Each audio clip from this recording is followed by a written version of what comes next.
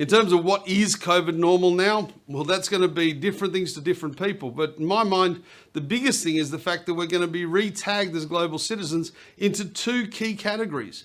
Not European or American or Australian or this or that. It's going to be vaxxed and unvaxxed. That's literally going to be the categorization everywhere you go. Have you got the vaccine? Yes or no?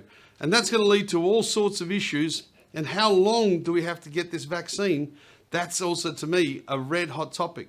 Now, already we're having talk about boosters, but how long are we going to be having annual boosters, annual injections, updates to our vaccine? It could be literally years, if not decades, until some sort of permanent lasting solution comes into play.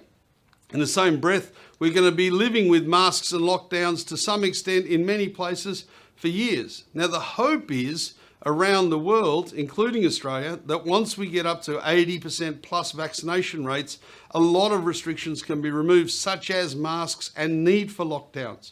But we're not seeing that necessarily as a consistent policy.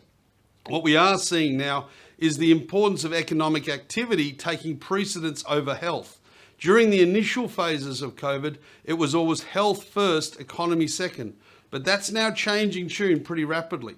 We're also seeing travel start to open up, but in a very, very different way to what we were all expecting.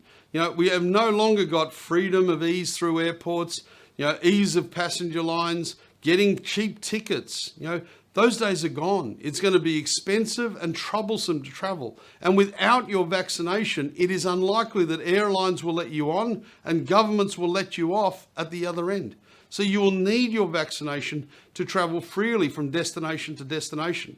Now, whether you're a believer or not in vaccinations, this is simple fact. Governments have spent billions of dollars propping up, helping, assisting, and covering the cost of COVID.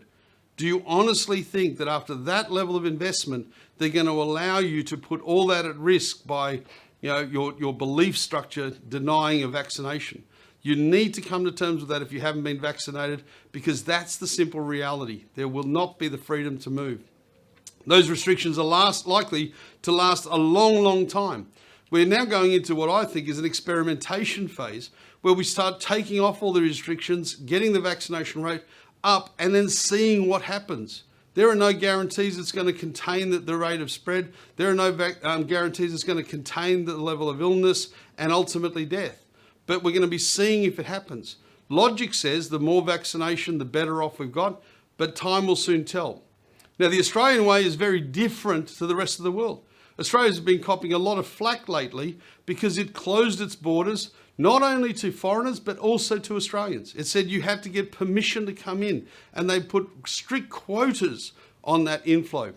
That inflow has kept Australia predominantly COVID-free almost throughout the entire 18 months. With a couple of outbreaks in Melbourne, a few spatterings here and now and again in Queensland and Sydney, but in the main, nothing significant until the recent release of the Delta strain into the Sydney and Melbourne communities.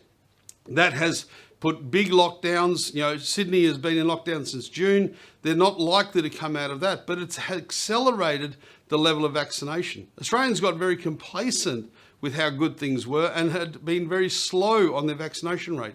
That has turned around and accelerated very, very rapidly. And the only way out for New South Wales and Victoria at the moment is high vaccination. And let's see how that goes when we get to that point. Now, whether Australia can keep its borders closed, time will tell. The pressure politically, emotionally, and financially is overwhelming. So I'm expecting that to be changing. But you have little places like Perth, where I've been a refugee for the last 18 months. The Premier here is refusing to go into open border guarantees. He's ready to shut down at any moment regardless. I think even the other day he came out and said he will still lock down with a 90% vaccination rate if it means he can achieve his mission of zero COVID cases.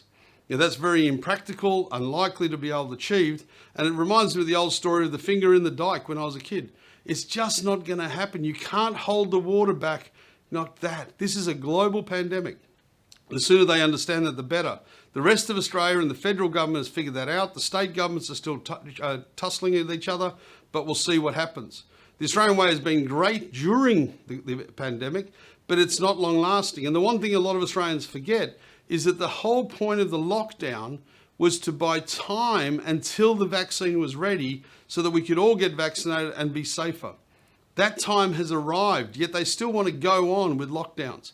Can't be done, can't be maintained, and isn't safe or healthy, as they found out in Sydney and Melbourne in recent times. So the Australian way has been great to an extent, but it was never for permanent way. And now the vaccination is the only solution.